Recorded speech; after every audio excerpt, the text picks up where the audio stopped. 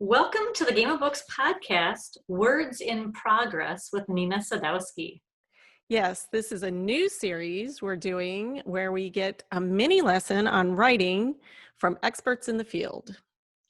And many of you may remember we talked to Nina last season on a Corks and Conversation episode. We also did an episode around her book, The Empty Bed, which I see behind Christie there. I'm like Vanna White here. Yes, we love talking to her and we love her books. So we were so happy when she agreed to give us a lesson today. So welcome, Nina. Thank you for having me. Delighted to be here. Yeah, it's going to be fun, I think.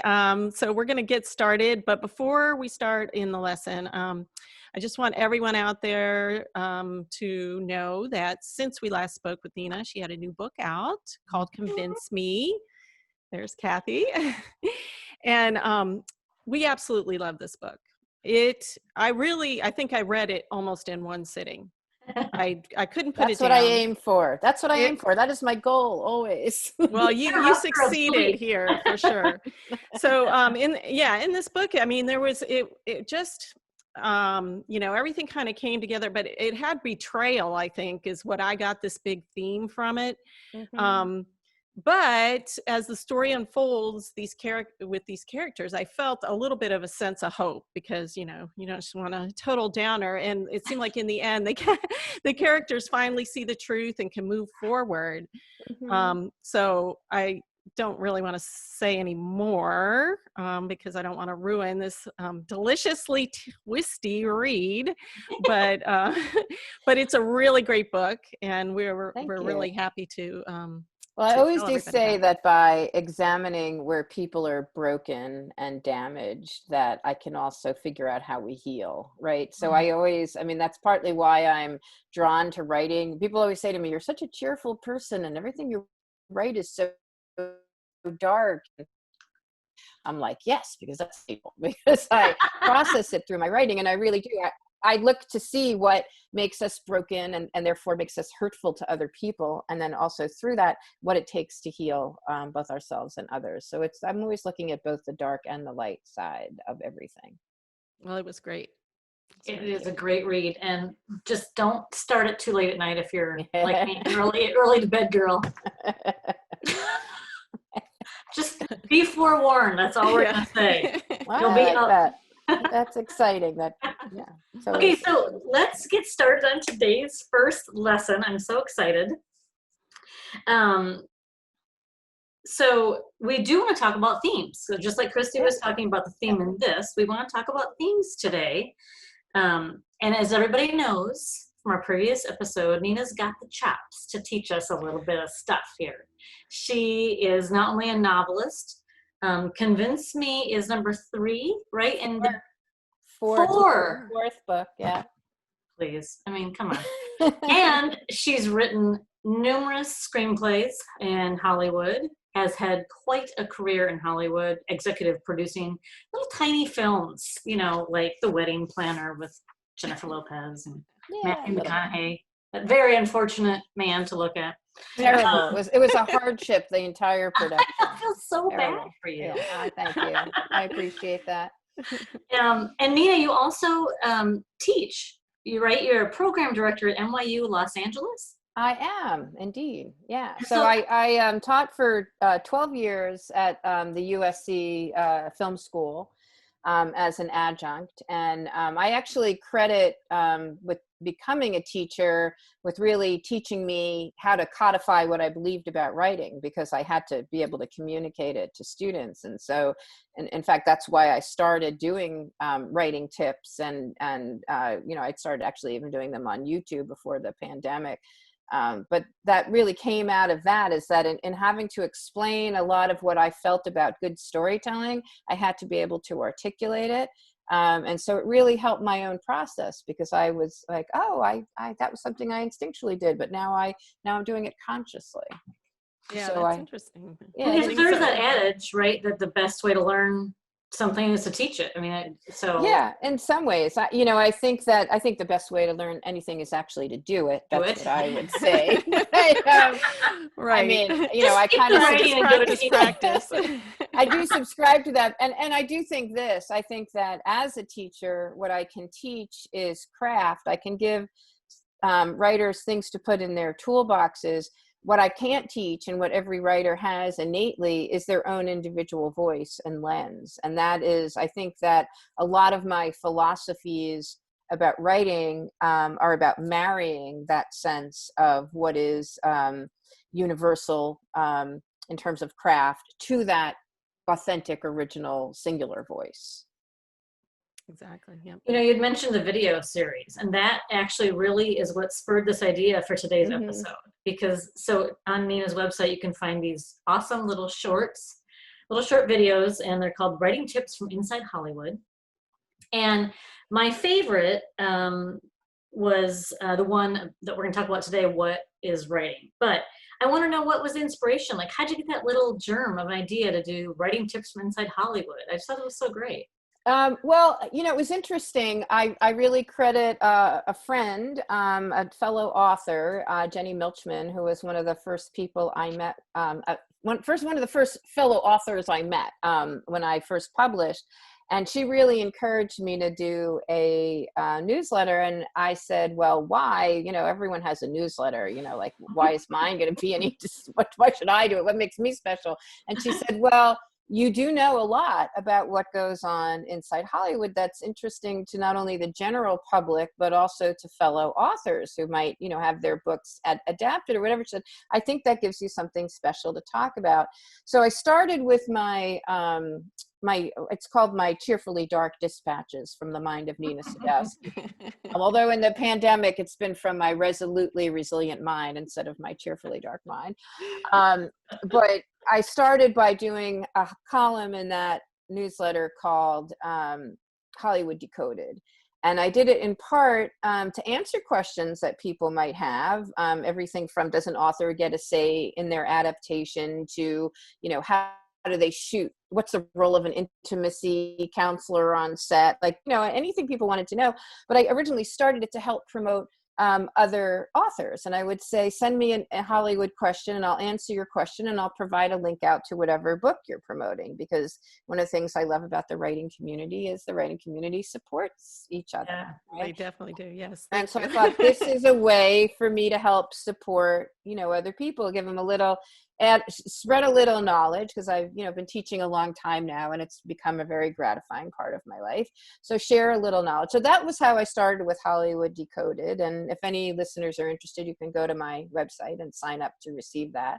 But then I started thinking, what more specifically about what things I had learned from being in Hollywood for so long. And, one thing about working in film or TV, it is, the pure merger of art and commerce in a way that is so interconnected that you cannot even think about one without thinking about the other, which I think is true in almost any art that's intended to also be a revenue generator. But because the numbers are so huge in Hollywood, that you cannot, if you're spending $10 million on a single episode of television, or, $200 million on a single movie, you have to, from the very beginning, be thinking about who's the market audience, how you're going to sell that. And also, because of that, because everyone is risking so much, very highly codified things about, structure, et cetera, need to always be met. And then I began to realize that having written in Hollywood and produced in Hollywood, there were tips that I could share, things that I thought, helped me as a writer, and that I thought could help other people. So Great. That was the beginning of all that. There we go. Well, like Here Cathi we are. said, we benefited from the videos, and we particularly like the writing tips from, what is writing? Yeah. And so we were wondering, for our listeners, if you could kind of break down the essence of what writing is. Yeah. So for me, and again, I think everyone has their own path, right, and their own process. But for me, writing is always the answers to a series of questions that I'm posing myself, and then to myself, and then I rely on theme, character, and craft to answer those questions, right? So this is a controversial thing, but I don't believe in writer's block, because I believe if you feel like you're blocked, it means you just haven't asked yourself the right questions yet. What am I going next? What am I trying to say? What's the best use of that?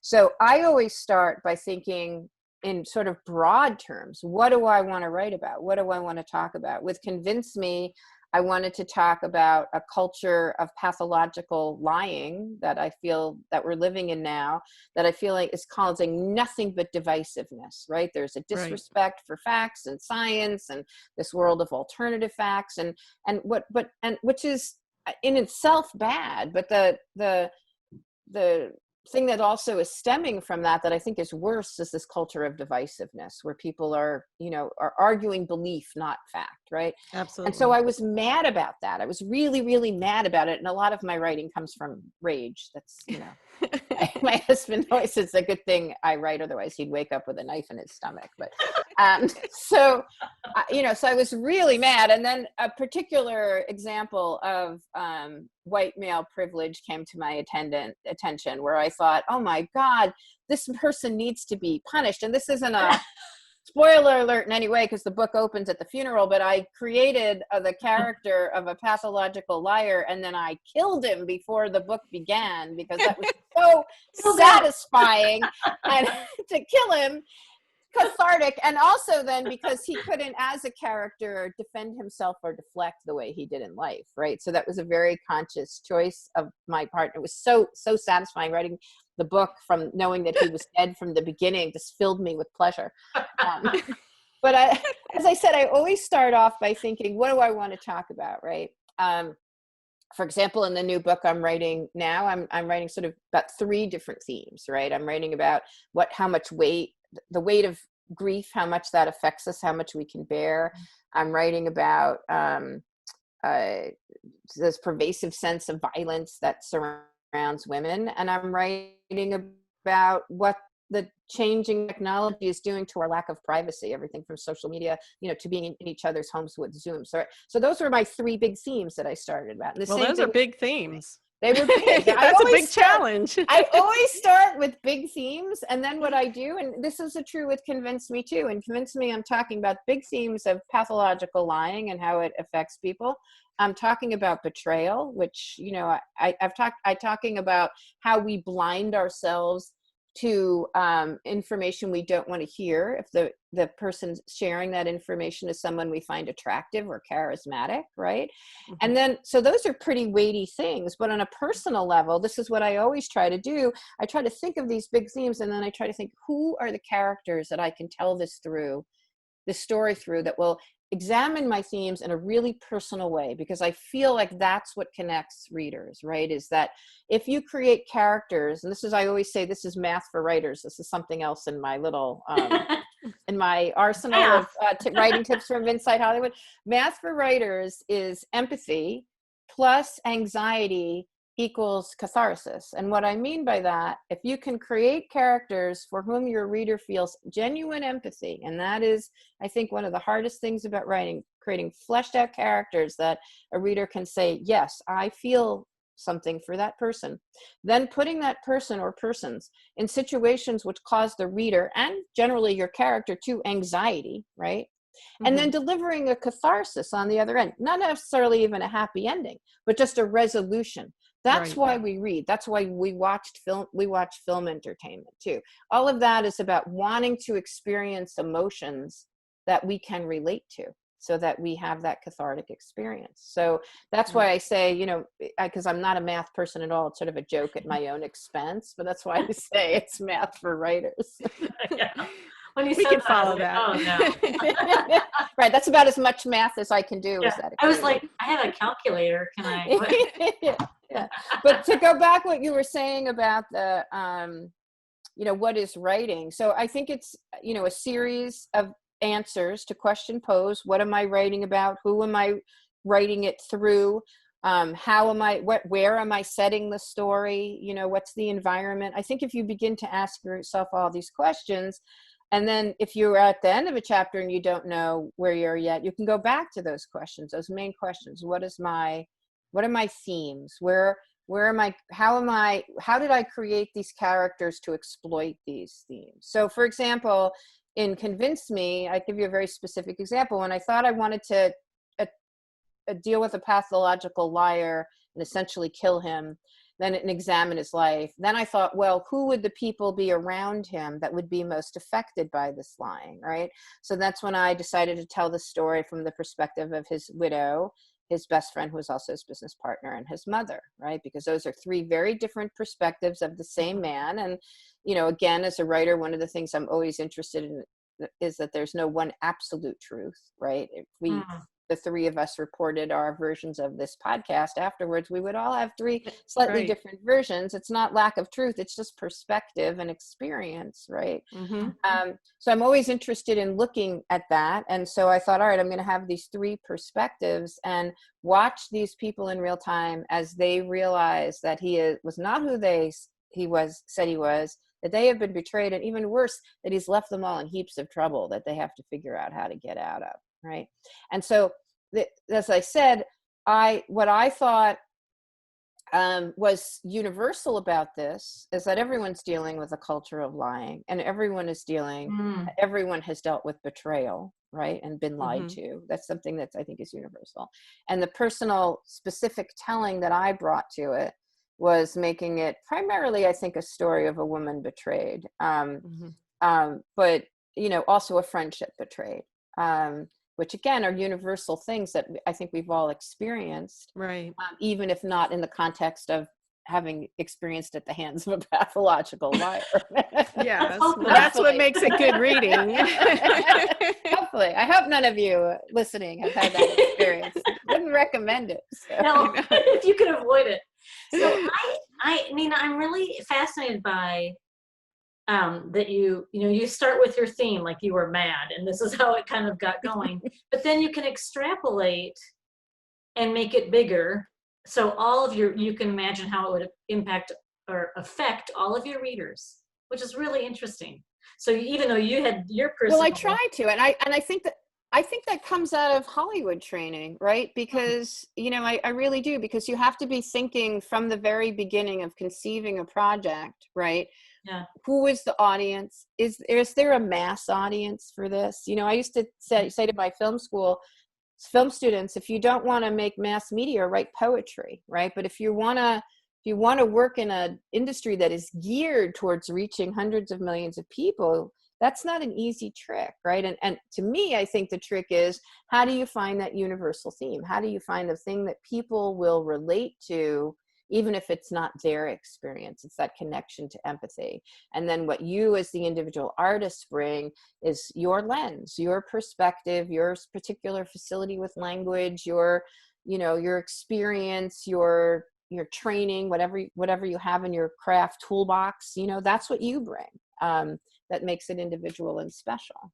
Right. So when you're doing this, I mean, I'm imagining this is Nina's office. She's got this huge sign up there that tells what her major themes are. Yep, right above the computer. That's true, right? Okay, see, and then, so do you every scene consciously go back and say, did I show this in this scene? That's a great question.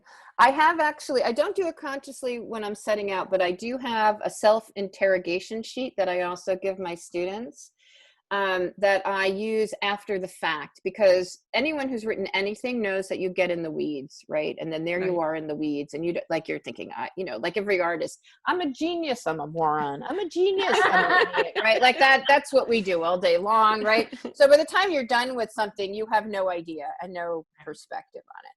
So I created this self-interrogation sheet, and what it requires me to do is go through the manuscript or the screenplay, whatever I'm working on, scene by scene, or breaking it down by looking at different things. So for one, I'll just do the dialogue for every major character. I will only read their dialogue to see if they're speaking in a consistent voice. And I catch myself. Sometimes someone's using an expression or a pet name that really doesn't belong to the character, right? It belongs to another character. Then I'll do another pass where I'll just look at my transitions from scene to scene to make sure that I'm moving forward well with pacing. Sometimes I'll do a read through or where I just read the description to see if that is concise and tight. And that's another thing I'll say I learned from Hollywood, because on a screenplay, nobody reads the description, which is called the action. They only read the dialogue. So you learn to make that very, very punchy if you want anyone to pay attention, not to linger in language.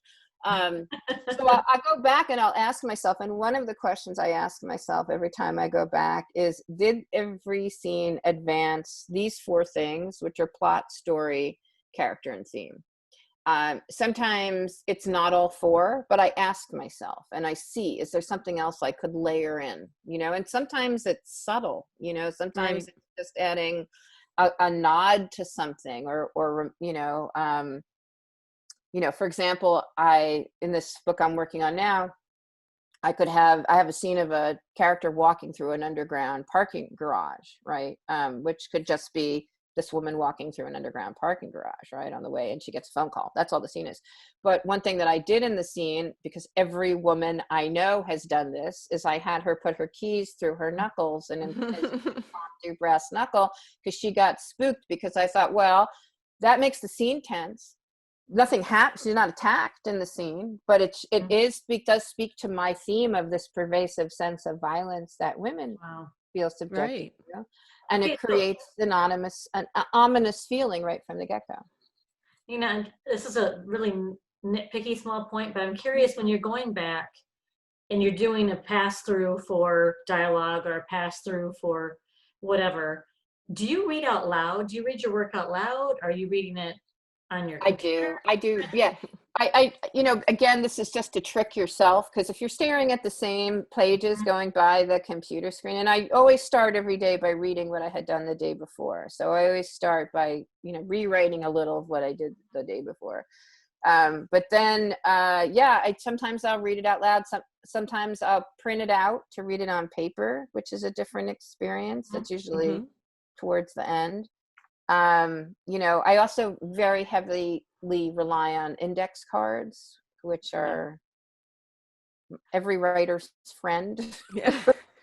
And different colors is real good too. Different colors, because I tend to write a lot of multi-perspective pieces, and I just, again, because I'm always interested in examining the truth from different perspectives, I'll have like yellow is all one character and blue is all another character, because that way I can have like one word. I did this for Convince Me. I had one word that was about what had just happened to Annie, and one word that would happen to Will and Carol, so I could keep my head straight going forward what was coming next. That's so cool. So basically, I'll use anything to keep myself organized. Any tool is open, right? Yeah, exactly. Okay. All right, so we had talked about this. Can you give us a little exercise to help us work on this theme and universal truths? Yeah, so I'm going to critique, right? A lucky winner, is that? Yes. I believe that. Yeah. That is so nice, yes. So yes, I'm excited to do this. So what I would suggest is that people send in a statement of their theme or themes, what the things they are writing about. And I think, if you're writing anything, you should ask yourself, what am I writing about? That's, the questions I ask myself always are who, what, where, why am I writing this? Another very important question, what's your personal connection to it? But the exercise I'd like to propose is that you write a statement of theme, and then send a paragraph or a few paragraphs, not too long a chunk, that show that theme in action as demonstrated through your characters. One of the greatest lessons in Hollywood of writing for film and TV is that all of your character has to be delivered by action. Right? You don't have the luxury of writing the history of someone the way you do in prose, or getting inside their thoughts, right? So everything that you write has to be showing their character through what they choose to do, right? So I think that's actually good. It's a good lesson for prose as well, because action is what we relate to. We relate to characters that are active, not passive, right? Right. So there it is. That's the prompt. That's So, right, tell me what your theme is, and let me see if you've examined your theme through your characters. Oh my gosh, Nina, that is such a cool, amazing opportunity for the writers listening to this. Yes, it's Yeah, valuable. well, In fact, Cathi, are we excluded? Can we go in for the contest? well, you guys will pick what you want me to critique. Yeah. And I'm actually happy to We'll be honest. We're not pathological liars. We'll pick a random person from the audience. And if that person is cool with it, I can also put it in my dispatch and talk about the. Wonderful. If they're open to it.